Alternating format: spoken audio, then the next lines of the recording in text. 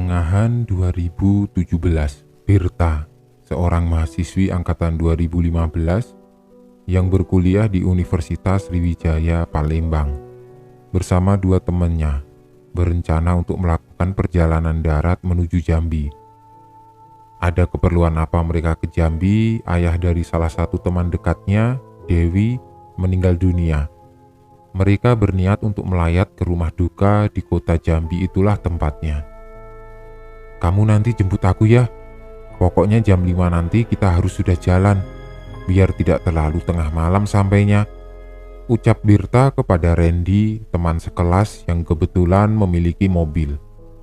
"Ya," jawab Randy pendek dengan mata yang masih terus memperhatikan layar ponselnya. "Ayu juga nanti sudah menunggu di kos aku, jadi kamu tidak perlu repot jemput dia. Kamu dengar gak sih, Ren?" "Iya, aku dengar." Padahal teman-teman sekelas yang lain sudah berangkat duluan dari jam 3. Mereka bertiga baru bisa jalan jam 5 karena Birta dan Ayu masih ada kuliah tambahan yang baru selesai pada jam 3 sore. Karena itulah akhirnya mereka memutuskan untuk berangkat belakangan. Berangkat menggunakan kendaraan milik Randy. Perjalanan dari Palembang menuju Jambi kira-kira 8 jam. Belum ada jalan tol yang menghubungkan. Jadi memang harus melalui jalan lintas timur Sumatera. Menurut perhitungan mereka akan sampai Jambi kira-kira jam 1 lewat tengah malam. Jalan lintas timur ini membentang panjang, kondisi jalan sudah cukup bagus dan lebar. Tetapi masih banyak titik daerah yang sepi dan jarang keramaian. Banyak wilayah masih hutan lebat dan pepohonan karet maupun sawit. Jalur yang cukup menantang. "Tidak seram apa perjalanan kita nanti, Ber?" Ayu masih menggendong tasnya ketika menanyakan perihal keberangkatan mereka kepada Birta. "Enggak lah, Randy sudah beberapa kali melewati jalur yang sama. Lagi pula kita harus berangkat sekarang, supaya besok pagi bisa ikut proses pemakaman. Dewi bilang sebelum almarhum dikuburkan, mereka harus menunggu kakaknya yang kerja di Makassar untuk pulang. Setelah pemakaman selesai, kita bisa langsung pulang. Semoga bisa terkejar kuliah jam 3 sore besok ya." Panjang lebar Birta menjelaskan sambil menunggu Randy datang ke tempat kosnya di daerah Indralaya. "Pokoknya nanti dalam perjalanan aku akan tidur, jangan diganggu. Lebih baik tidur daripada ketakutan melihat situasi perjalanan." Begitu kata Ayu. Tidak lama Randy menepati janjinya, datang menjemput tepat jam 5 sore. Singkatnya, setelah semuanya siap, kemudian mereka berangkat. Melakukan perjalanan darat menuju Jambi, menyusuri jalan lintas timur Sumatera. "Nanti kalau ada rumah makan kita mampir sebentar ya. Aku lapar nih," ucap Randy di belakang kemudi. Ayu dan Birta menyetujuinya karena sebenarnya mereka juga lapar. Nyaris jam 8 malam, dan benar adanya. Sepanjang perjalanan jarang menemui kota dengan keramaian. Hanya 1-2 kota kecil yang tergolong sepi. Selebihnya adalah gelap, hutan rindang menjadi pemandangan di kanan kiri jalan. Ayu adalah seorang yang sangat penakut. Dia duduk di belakang, pandangannya selalu menatap ke depan. Sebisa mungkin tidak melihat ke kanan atau ke kiri yang memang sungguh sangat gelap. "Mau gantian yuk? Kamu mau duduk di depan?" tanya Birta menawarkan. "Nggak usahlah, Ber. Aku mau tidur juga ini nanti setelah makan nanti," jawab Ayu menolak. Lepas dari jam 8, Randy akhirnya menempikan kendaraan lalu masuk ke tempat parkir salah satu rumah makan besar. Mereka makan di rumah makan itu sambil Randy beristirahat sebentar setelah sudah menempuh 3 jam perjalanan. "Mau kemana kalian, Dek?" tanya seorang bapak yang tiba-tiba mendekat ke meja tempat mereka sedang menikmati makanan. "Jambi, Pak," jawab Randy sambil tersenyum. "Oh gitu. Saran saya kalian besok saja meneruskan perjalanan. Karena nanti kira-kira 3 jam lagi dari sini, kalian akan menemui daerah yang jalanannya rusak parah. Jalur dialihkan ke jalan kampung di sisi jalan utama. Jalan kampung itu sangat sepi, apalagi malam-malam begini." Panjang lebar bapak itu memberi informasi yang menurut Randy, Birta, dan Ayu merupakan informasi kurang bagus. Terima kasih Pak, kami akan terus jalan saja, ucap Randy lagi. Oh ya sudah kalau begitu, saya hanya ngasih info saja, karena kami tadi lewat daerah jalan jelek itu. Yang penting kalian hati-hati, sambung bapak itu lagi sambil berlalu meninggalkan mereka. Tuh kan, jalannya rusak. Kita cari penginapan dekat-dekat sini saja yuk. Raju Ayu dengan wajah memelas setelah mendengar omongan bapak tadi. Ah, sudahlah, jam 1 kita akan sampai kok. Aku sudah sering kali lewat jalur ini. Tenang saja, jawab Randy menenangkan. Yakin kamu, Ren? Birta coba memastikan. Yakin, sudah, tenang saja, jawab Randy tegas. Setelah selesai makan, mereka segera meninggalkan rumah makan untuk melanjutkan perjalanan. Kabut tipis turun perlahan menyelimuti rentang jalan pada satu titik jalan lintas Sumatera ini. Gelap jadi semakin tebal karenanya. Percakapan di antara tiga sahabat ini menjadi semakin jarang. Sangat beda situasinya dengan beberapa jam sebelumnya yang dipenuhi obrolan canda dan tawa. Kali ini lebih banyak diam sambil terus memperhatikan jalan dan keadaan. Kamu tidak ngantuk kan, Ren? Tanya Ayu kepada Randy dari kursi belakang dengan posisi duduk tanpa bersandar. Kepalanya berada di antara tempat duduk Randy dan Birta. Ayu sudah mulai ketakutan dan cemas sejak tadi. Tergambar dari wajahnya yang kelihatan was-was dan tidak nyaman. Sementara Birta terus menatap ke jalan sambil sesekali membantu Randy memberi petunjuk navigasi. Pepohonan besar di kanan kiri berdiri angkuh dan menyeramkan. Beberapa di antaranya hanya berbentuk siluet hitam ketika sama sekali tidak ada cahaya yang menerpa. Beberapa rumah penduduk sesekali terlihat, itu pun sangat jarang. Kalaupun ada, tidak kelihatan ada tanda-tanda kehidupan. Mungkin karena penghuninya sudah tidur atau memang rumahnya dalam keadaan kosong. Entahlah. Kontur jalan yang menanjak dan menurun meliuk ke kanan dan ke kiri, menembus hutan gunung dan perbukitan semakin membuat Randy lebih banyak diam untuk berkonsentrasi. Beberapa kali juga Birta bilang, hati-hati Ren, memperingatkan Randy dalam mengendalikan kendaraan. Sementara Ayu masih saja terus diam di kursi belakang. Niat awalnya untuk tidur menjadi kacau karena kantuk sama sekali tidak datang. Nggak mau isi bensin dulu Ren? Itu kan udah 1 strip lagi, tanya Ayu setelah memperhatikan indikator bahan bakar yang sudah menunjukkan kalau sudah mendekati titik kosong. Kira-kira 30 menit lagi dari sini ada pom bensin. Aku sudah beberapa kali mengisi di situ, jawab Randy yakin. Ayu dan Birta hanya bisa pasrah mengikuti omongan Randy. Padahal mereka cukup cemas melihat sisa bensin pada indikatornya tinggal menyisakan 1 bar saja. Sudah nyaris jam 12 malam. Beberapa kali Randy melirik kaca spion mengetahui kalau ternyata Ayu sudah lelap dalam tidurnya. Sedangkan Birta masih coba bertahan menahan kantuk dengan terus mengajak Randy bicara. Padahal Randy tahu kalau Birta sudah sangat ingin tidur. Sudahlah Ber, kamu tidurlah sana.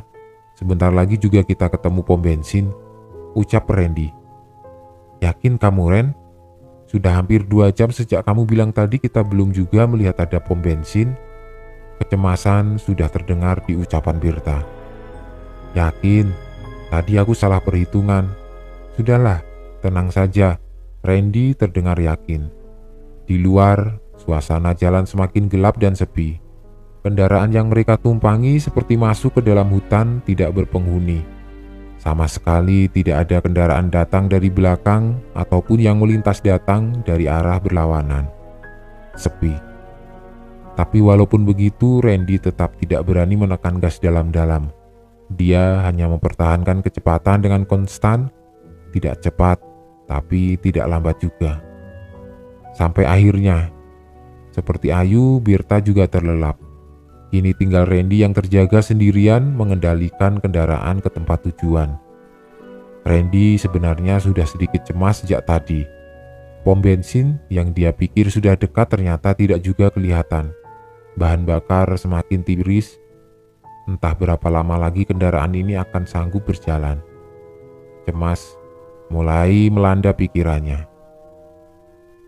Sudah lewat dari jam 12 tengah malam. Perlahan Randy mengangkat kakinya dari pedal gas dengan maksud mengurangi kecepatan. Dia melihat sesuatu di kejauhan kira-kira 200 meter di depan. Setelah jarak semakin dekat, akhirnya Randy tahu apakah gerangan yang ada di hadapan. Ternyata jalan ditutup. Ada batang pohon yang melintang menghalangi jalan. Kendaraan tidak mungkin bisa melewatinya. Randy terus mendekat, coba memastikan lagi apa yang dia sedang lihat. Benar, jalan ditutup. Tidak bisa lewat. Randy menghentikan kendaraan, memperhatikan sekitar. Aduh, ternyata benar apa kata bapak tadi. Jalan ditutup. Lalu bagaimana ini? Masa balik lagi? Randy bergumam sendirian. Berta dan Ayu masih tetap terlelap. Beberapa menit lamanya Randy berdiam diri di tempat itu, memikirkan sejenak apa yang seharusnya dilakukan. Tok tok tok. Tiba-tiba terdengar ketukan di kaca di sebelah kanan Randy. Tentu saja dia terkejut. Langsung menoleh ke sumber suara. Randy mencari tahu siapa yang baru saja mengetuk kaca pintunya. Ternyata ada seseorang yang berdiri di luar, berdiri diam memperhatikan. Tidak jelas. Randy tidak bisa melihat dengan jelas wajah orang itu. Hanya seperti bayangan hitam karena sama sekali tidak ada cahaya. Masih terkaget-kaget, Randy memberanikan diri membuka jendela mobilnya. Setelah itu, dia baru bisa melihat agak jelas ada seorang bapak yang menggunakan pakaian hitam-hitam dengan caping di kepalanya. "Maaf Pak, ini jalan kenapa ditutup ya?" tanya Randy ketika keberaniannya sudah terkumpul. "Lewat situ saja," bapak itu menjawab pelan sambil tangannya menunjuk ke arah sebelah kanan jalan. Benar, Randy baru sadar kalau ternyata di sebelah kanan ada jalan yang masuk menembus gelap. Mungkin jalan ini yang dimaksud oleh bapak di rumah makan tadi. Jalan kampung menghindar jalan yang ditutup ini. Begitu pikir Randy dalam hati. "Jauh tidak kalau lewat jalan itu, Pak?" tanya Randy kemudian. Bapak bercaping itu tidak menjawab, dia hanya menggelengkan kepala. Baiklah, daripada balik lagi, Randy akhirnya mengikuti saran orang misterius itu. Belok ke kanan, masuk ke jalan kampung. "Terima kasih Pak," ucap Randy lalu menjalankan kendaraan berbelok ke kanan yang ada di sebelah kanan.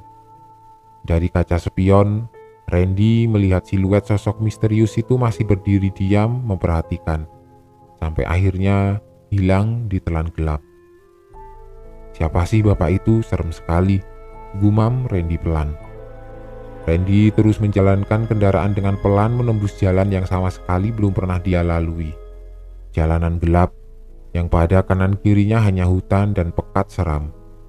Rasa cemas semakin membuncah memperhatikan jalan yang tidak ada tanda-tanda kehidupan, apalagi keramaian.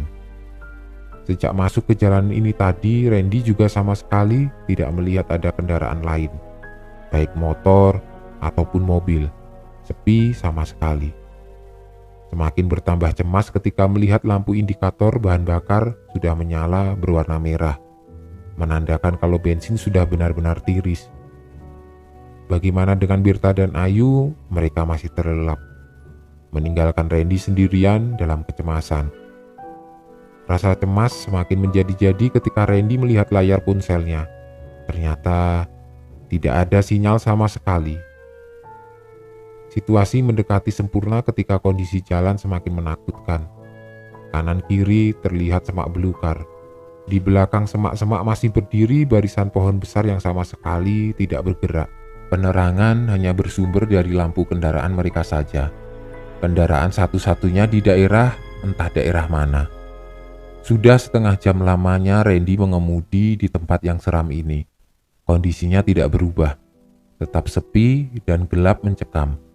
Benar-benar tidak ada kehidupan. Semakin pelan Randy menjalankan kendaraan untuk menghindari kehabisan bahan bakar sambil terus berdoa supaya segera bertemu lagi dengan jalan utama. Randy tidak lagi memperhatikan Berta dan Ayu. Dia terus fokus memperhatikan jalan. Lagi pula dua sahabatnya itu sama sekali tidak bersuara. Berarti masih terlelap. Detik berjalan lambat untuk kemudian berganti menit, Waktu masih berputar dengan semestinya, namun bergerak sangat perlahan di dalam ketakutan yang mulai memuncak. Napas Randy tertahan. Detak jantung berhenti sejenak ketika tiba-tiba lampu mobilnya meredup. Tanda-tanda beberapa saat kemudian mesin mobil mulai batuk antara hidup dan mati. Yang sangat ditakutkan terjadi, mesin mobil mati total, kehabisan bahan bakar. Akhirnya 3 sahabat ini terdampar di tengah daerah seram yang entah apa namanya, entah di mana letak pastinya. Di dalam gelap, Randy membaca terus bait doa di dalam hati, memohon kepadanya untuk diberikan keselamatan. Tidak ada yang bisa dilakukan. Keluar dari kendaraan bukan pilihan karena sama sekali tidak tahu arah tujuan. Berdiam diri di dalam kendaraan menjadi opsi satu-satunya. Kemudian Randy membuka sedikit jendela di sebelahnya, membiarkan angin dingin masuk karena di dalam sudah mulai pengap. Suara hutan jadi terdengar karenanya. Binatang malam bersahutan mengiringi situasi yang terus konstan di taraf kengerian. Baru saja Randy menyalakan layar ponselnya, masih saja tidak ada sinyal. Tapi dari situ Randy jadi tahu kalau jam sudah menunjukkan hampir pukul 1 tengah malam. Di tengah-tengah kegelisahan tiba-tiba Randy menyadari sesuatu. Randy sadar kalau ada perubahan di sekitar. Suasana menjadi sangat sepi, tidak ada lagi suara binatang malam atau angin berhembus. Semua hilang menjadi senyap. Begitu senyapnya sampai sayup-sayup, Randy dapat mendengar detak jantungnya sendiri. Hening, mencekam. Mata Randy sudah terbiasa melihat dalam gelap. Sapuan cahaya langit juga membantu sedikit penglihatan. Namun, tetap saja pekatnya meraja. Sampai akhirnya ada sesuatu. Ada pergerakan di kejauhan, ada sesuatu yang masih jauh di depan kendaraan mereka. Randy melihatnya. Sesuatu itu bergerak perlahan mendekat. Memicingkan mata, Randy coba untuk menajamkan penglihatan, coba memastikan benda apakah itu. Masih belum terlalu jelas, tapi Randy sudah bisa melihat bentuk dan warnanya. Benda itu berwarna putih, bergerak meloncat-loncat perlahan mendekati kendaraan. Semakin lama, semakin dekat, sampai jaraknya menjadi cukup dekat bagi Randy untuk melihat jelas di dalam gelap. Pocong. Randy melihat pocong meloncat pelan mendekat.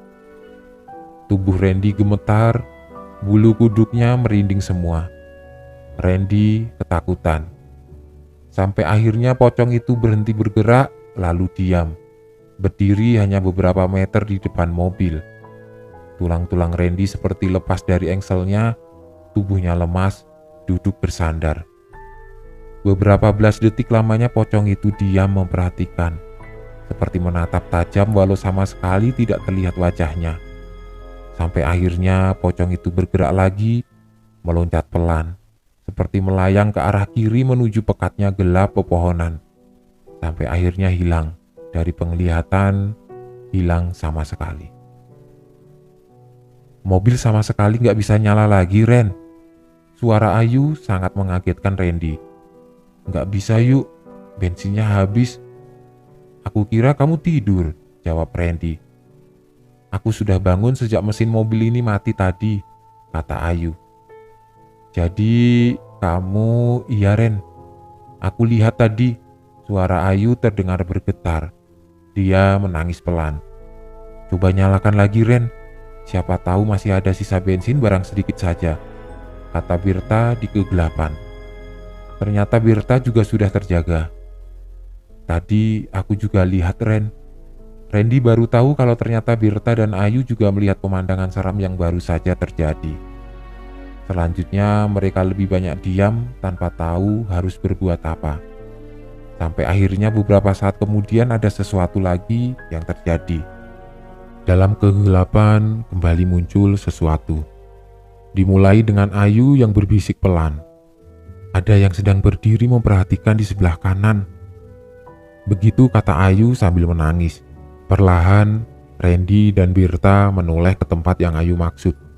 Iya, Kalau benar diperhatikan, beberapa meter di sebelah kanan ada sosok yang berdiri diam seperti memperhatikan.